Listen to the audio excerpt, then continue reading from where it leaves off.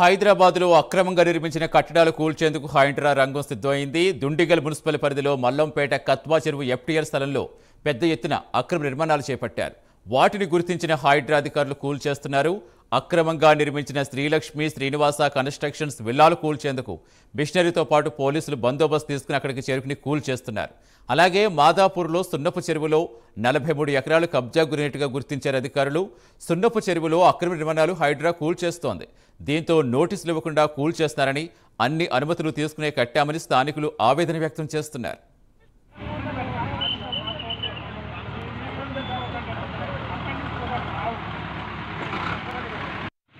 Survey ఇప్పుడు చేయలేకపోయారు, ఎందుకని అక్కడ బిల్డింగ్ కూలబట్టారు ఎఫ్టీఎల్ అని చెప్పి వాళ్ళు గవర్నమెంట్ ఉందని చేయలేకపోయారు. దీని మీద స్టేటస్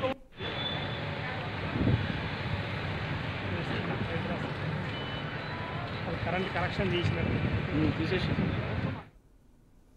పూర్తి సమాచారం ఇచ్చేందుకు మా కరెస్పాండెంట్ ప్రవీణ్ లైవ్లో జాయిన్ అవుతున్నారు. ప్రవీణ్, ప్రస్తుతం ఎలా ఉంది అక్కడ పరిస్థితి? అసలు నోటీసులు ఇవ్వకుండా కూల్చేస్తారని అక్కడ బాధితులు చెప్తున్నారు.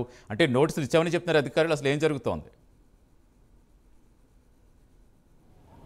ఎస్ సతీష్, మనం గిట్ట చూసుకుంటే హైడ్రా ఏదైతే చెరువులు ఉన్నాయో అక్రమ కట్టడాలను ఎఫ్టీఎల్ లెవెల్లో అండ్ బఫర్ జోన్లో ఏవైతే అక్రమ కట్టడాలు కట్టారో వాటి అన్నింటిని కూల్చేందుకు హైడ్రా అయితే రంగం సిద్ధం చేసిందని చెప్పాలి. అదేవిధంగా ఈరోజు మనం చూసుకుంటే మాదాపూర్లోని బోరబండ సమీపంలో ఉన్నటువంటి సున్నపు చెరువు మొత్తం ఒకవేళ మనం చూసుకుంటే విస్తీర్ణం గల ఈ యొక్క సున్నపు చెరువులో మొత్తం టోటల్గా అక్రమ నిర్మాణాలు ఇప్పుడు ఏదైతే హైడ్రా కూల్చివేతలు చేస్తుందో ఆ ప్రదేశంలో ఉన్నటువంటి ఇది మొత్తం ఎఫ్టీఎల్ లెవెల్లో ఉంది. దాన్ని 2013లో కూడా ఈ దాన్ని ఇరిగేషన్ శాఖ అధికారులు ఈ దాన్ని సర్వే చేశారు. సర్వే చేసినప్పుడు గిట 15 ఎకరాల 3 గుంటలు మాత్రమే ఇది సర్వేలో ఉంది. 15 ఎకరాలు మాత్రం అంటే 10 ఎకరాలు మొత్తం కబ్జాకు గురైంది.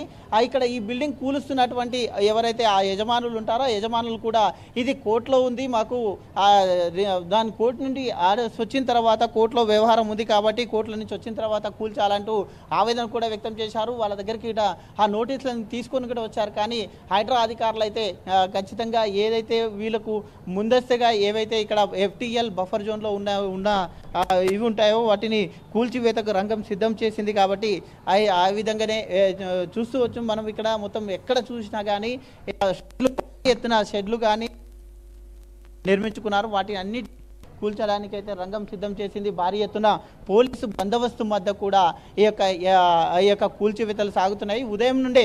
అయితే ఇంతకు ముందే పరిశీలించినటువంటి హైడ్రా కమిషనర్ రంగనాథ్ ఈ యొక్క సున్నపు చెరువును పరిశీలించిన మీమట ఇది మొత్తం టోటల్గా 10 ఎకరాల ఆక్రమణకు గురి అయిందని తెలుసుకున్న నేపథ్యంలో ఎఫ్టీఎల్ లెవెల్లో ఉన్నటువంటి ఈరోజు మొట్టమొదటిసారిగా ఈరోజు ఈ యొక్క ఎఫ్టీఎల్ లెవెల్లో ఏవైతే ఉన్నాయో దాన్ని సిద్ధమవుతుంది. మన కెమెరామెన్ విజువల్లో చూపిస్తున్నాడు.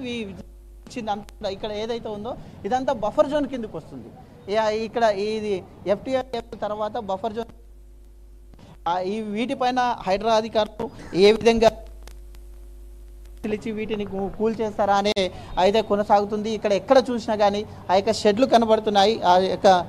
షెడ్లు కనబడుతున్నాయి కాబట్టి ఆ యొక్క షెడ్లు ఎంత మేర ఉన్నాయో మనం చూస్తున్నాం. ఎంత గురైంది టోటల్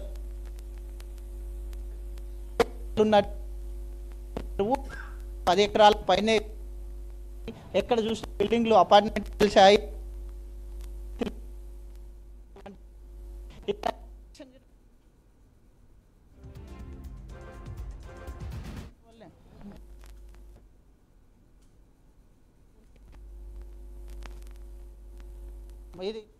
మనం ఇక్కడ ఏదైతే ఉందో అది ఎఫ్టీఎల్ లెవెల్నే ఉంది, కన్స్ట్రక్షన్ జరుగుతుంది కాబట్టి వీటిని కూల్చేందుకు రంగం సిద్ధమైంది. అదేవిధంగా ఈరోజు ఉదయం నుండే బాచ్పల్లి లోపల కూడా అయితే హైడ్రా అధికారులు బాచ్పల్లి అండ్ అనేదర్ మాదాపూర్లో ఉన్నటువంటి సున్నపు చెరువు ప్రాంతాలను ఆ రెండింటిని గిట ఈ యొక్క హైడ్రా కమిషనర్ ఆధ్వర్యంలో ఈ యొక్క కూల్చివేతలు జరుగుతున్నాయి. ఇక్కడైతే ఏవైతే ఫస్ట్ ఎఫ్టీఎల్లో ఉన్నాయో వాటిని కూల్చడానికి రంగం సిద్ధం చేశారు. భారీ క్రేన్ల సాయంతో హైడ్రా బుల్డోజర్లు వచ్చాయి. హైడ్రా బుల్డోజర్ల సాయంతో కూలుస్తున్నారు. మరి 1 గంట నుండి 2 గంటల ప్రాంతంలో ఈ యొక్క ఎఫ్టీఎల్ ఏవైతే ఉన్నాయో వాటిని కూల్చేందుకైతే రంగం సిద్ధమైంది.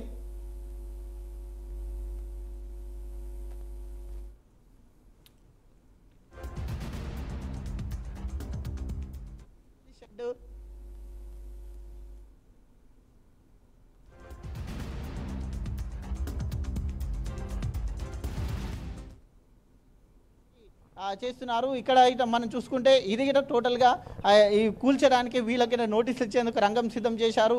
దాని తర్వాత బఫర్ జోన్ ఉంది. బఫర్ జోన్లో కూడా చాలా ఉన్నాయి. ఇక్కడ సున్నం చెరువు చుట్టూ చూసుకుంటే బఫర్ జోన్లో కూడా కొన్ని వందల సంఖ్యలో ఇండ్లు ఉన్నాయి. మరి వాటికి హైడ్రా అధికారులు ఏ విధంగా రెస్పాండ్ అవుతారు, వాటికి నోటీసులు ఇస్తారా, వాటిని కూడా కూల్చేస్తారా అనే కోణంలో దర్యాప్తు చేస్తున్నారు.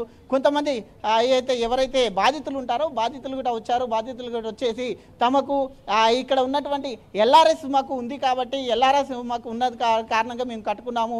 మరికొంతమంది అయితే కోర్టులో కేసు ఉంది, కోర్టులో కేసు వచ్చిన తర్వాత ఆ యొక్క తీర్పు ఏ విధంగా వస్తుందో దాన్ని బట్టి కూల్చాలంటూ కూడా విజ్ఞప్తులు కూడా చేస్తున్నారు. కానీ హైడ్రా అధికారులు మాత్రం కూల్చివేతకు రంగం సిద్ధమైంది, మాకు ఎలాంటి నోటీసులు ఇవ్వలేదంటూ కూడా వాళ్ళు వాపోతున్నట్టు తెలుస్తుంది. Satish. Right, thank you Praveen.